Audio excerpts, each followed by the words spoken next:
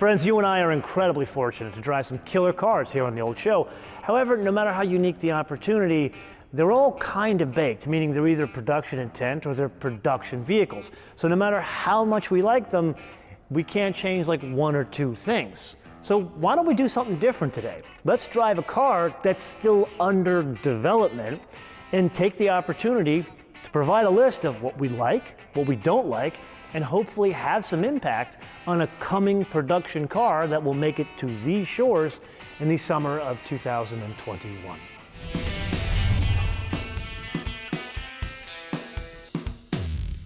A bit of housekeeping before we dive off into the weeds. The car you and I are driving today is not an Elantra N.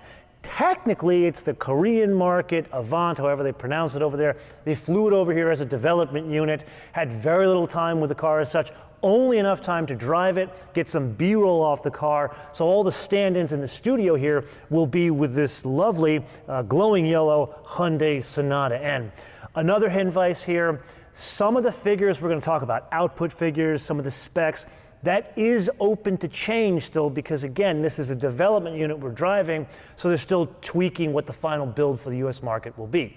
With that, what we know is a 2-liter gas direct injected turbocharged engine. This one will have a larger turbocharger on it. As such, 276 horsepower and 289 pound-feet of torque. Now, you may remember when we drove the Veloster N that has this same engine up at Thunder Hill. That was on offer in 2 outputs, a 260, and then with a package, it went up to 275. Well, along with the Elantra N in the US, the Veloster N will only have 1 output, which will be the 276 and 289. Then there is a trick exhaust. It's a variable note. It's dependent on the mode of the car. So when one switches into N mode, which is their sport mode, the only way to put it, it snorts, it pops, it crackles, it yells. It will make you not popular in your neighborhood, but in a very good way. And then last but not least, in this department, there are 2 transmissions on offer. The first is, as God intended, a 6-speed manual transmission. The second follows along the footsteps of the Veloster N in that they will be offering a dual clutch unit. We will need to circle back to this later in the discussion because it impacts how you can build the car. And then, whether it's the dual clutch or the manual, all that power goes through anything you want as long as it's the front wheels. So the rather odd and specific to Hyundai camo wrap is a dead giveaway that I don't have the exact weight to share with you. The best I can offer is somewhat of a guidance north of a Veloster N because it's a longer, larger vehicle, and somewhat south of a fully loaded regular 21 Elantra. With that. That's definitely not a regular Elantra. God, that's fun. Wow, it's good. Now granted, we kinda knew this engine already, and can I just say, wonderful delivery of power. The reality is somewhere between 2,500 and about 4,500 RPM. That's really the sweet spot of this thing. I would go so far as saying there's 2 distinct personalities on offer here, more so than other equations like this. Great example, in normal or eco mode, it can deliver power around town, no problem, somewhere between like 1,800 and 2,000 RPM, over 3,000 RPM. However, switch to this N mode, and you get that concerto of that exhaust back there. God, it's good. Don't change that in a production car. But it changes to an explosive delivery of power, almost to the point where you think, this is a completely different engine. That's one of the biggest differences between the 1.6 turbo and this 2.0 with all the N2.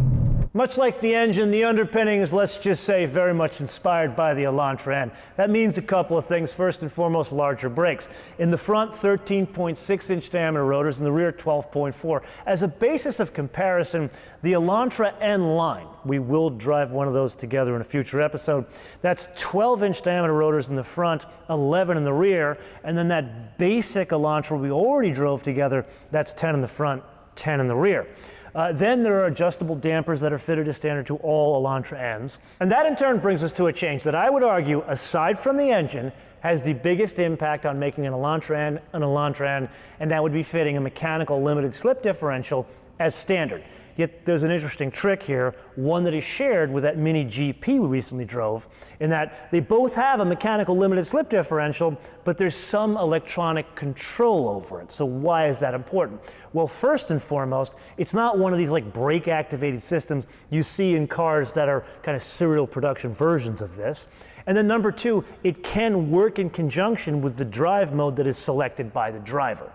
Being that Hyundai has made a huge stink about this vehicle, specifically the driving dynamics, let's make it a little bit more difficult, go downhill in the canyon, and the first thing you notice is unusually good control over all planes of motion, specifically squat and dive. Very hard to control in a front-wheel drive vehicle. But remember, this has a distinct disadvantage from the Veloster N, and it's a longer, heavier car, so that's very difficult for engineers to control pitch as well, because you got a longer vehicle. What do you do with all that weight when I go around turns like this? Because what it wants to do is push to that side, and I'm not feeling that. Not something you would expect in a mass market car that is meant to cart the rugrats and very small dogs. Now, if I were to look deep into my car nerd crystal ball, I'd say this has a lot less to do with the componentry of the suspension, the adjustable dampers, the tuning, all that stuff, and much more to do with the structure of the vehicle. Remember, this is built off of a totally new platform that underpins all of the Elantras,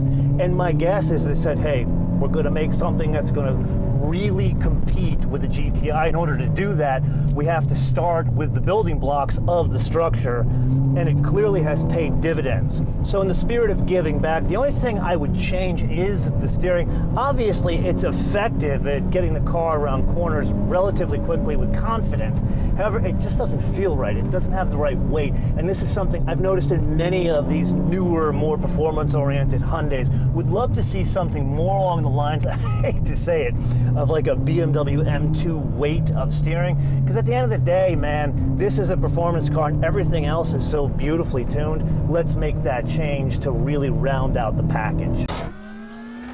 So yeah, I know what you're expecting right about now, but no, we can't play a round of our favorite game, because this is not a production car, remember? And as such, it doesn't have a price tag, and if it would, it'd be something like $2 million plus the shipping on a plane from Korea, which most of us wouldn't pay. But I can give you a good guideline as to where I think the pricing will end up once it makes it to these shores, by looking at two other cars. Let's start with the Veloster N, which is currently on offer in the US with a manual transmission for $32,250. If one were to opt for a DCT in that car, it would be an additional $1,500. Then looking at the Elantra side of things, the most basic Elantra is like a shade under $20,000. An Elantra N line, which doesn't have the 2-liter, it's got the 1.6 turbo, but still kind of a sporty car with a lot of good stuff in it, $24,100. Then the most expensive Elantra, the 21 Elantra, that's on offer in the US is the HEV.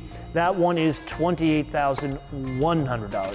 So I'd say somewhere between those, probably north of the Veloster, because this one is going to have some more equipment in it. And that brings us to an incredibly important point we first touched upon in our Veloster N episode. Remember when I pissed and moaned about that car not being on offer with a sunroof? Well, apparently, so many of you agreed with me on this topic that we have swayed the powers that be at Hyundai, so much so that the Elantra N will be on offer with a sunroof. However, there is a catch. I started digging through the presentation they gave me on the Elantra N, and there was these parentheses next to the sunroof, only available with the DCT. So let's go through the same drill. You remember his name? Mike E. So in the comments below or via our social media, dear Mike E, please give us not only a sunroof, but a sunroof and a manual transmission. Thank you very much. With love from all of us. Not generally a huge topic with these types of vehicles, but let's cover ride quality a bit here. In full fat N mode, that's what we're in right now, it is stiff. It is something your grandmother, girlfriend, mother, wife will complain about. They will think you're nuts, but you and I, broken car guys and gals, will absolutely love it. It does have a very European feel to it. However, if you do go into the basic mode, actually let's go into eco mode, there totally different character. The delta between N and Sport and then all the way down to normal and eco is much larger here than other vehicles that this car would compete against. The only other car I can say I've experienced this much of a delta is also a tuner car, but this one from an outside firm, an Alpina, that B7. So here it's very welcome because the car can be used on a daily basis without doing damage to your intestines or those of your passengers. Once again, in the spirit of giving back, I'd like to ask for another change. And this one, less to do with ride quality and more to do with fuel economy. See, I'd love to see an individual mode because I would use the N setting of the dampers, which we're in now, but I'd like to be able to set eco or just regular with the engine so I don't drop an atomic bomb on my fuel economy. Because at the end of the day, yeah, it's a car that can be taken on the track, but most people are going to be commuting with this thing. So let's have that balance. That would be wunderbar. There is no doubt about it. This, in its current development state, is already very good. That said, would like to see some of those dynamic changes we already discussed, the biggest being more weight in the steering, the individual mode, and I'd love to know what the actual curb weight is, because that would help at least me shape some decisions on what items do you keep in the car, what items do you not have in the car. Like, for example, do you need a power seat in a vehicle like this? Can we save a couple of pounds by pulling that out? I didn't really notice a problem with weight there, but would love to see the figures to make the final decision. And then Kumo and I, who you saw for the first time in a very long time in this episode, we put together a list of other items outside of the mechanicals. The first is the seat. Wasn't bad, but how about more bolstering? Maybe something that's like a knockoff Recaro seat, or perhaps make a Recaro seat an option. That would be a nice touch. And then the sunroof, you absolutely need it in the manual transmission car. And then the gauges. I get where you're going with these digital gauges. They're cheaper to make. That's understandable. But this, it's going to be what, low 30s, mid 30s, and you already have an analog gauge cluster in the N-line Elantra. How about taking that gauge cluster and then that blank space over to the side? How about putting 3 gauges there, the turbo boost gauge, the temperature gauge, and then steal a page out of this car, the torque meter, but make them analog. That would really work in conjunction with the personality of what this car is trying to be. And then last but not least, color and trim on the inside. Black or gray, this is not a good choice. You need to lighten it up on the inside, especially because the designers in Irvine did a beautiful job with the interior of this vehicle. So why not add some color, which you and I both know doesn't add any cost, but would change the perception of the interior of the vehicle and change the perception of the overall vehicle in the process. And then, as we discussed in the basic Elantra episode, the build quality of the top of the door panels and the top of the dash was not good in that car.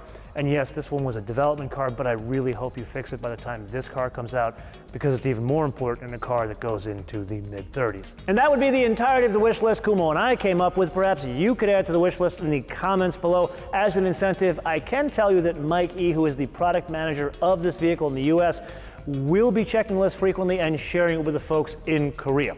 That said, one small request, please be reasonable. Do not ask for all-wheel drive and 500 horsepower, because that would be called an AMG and cost $85,000. But anyway, back to the Hyundai, and a huge thank you to the folks who gave me the very early seat time in this development vehicle.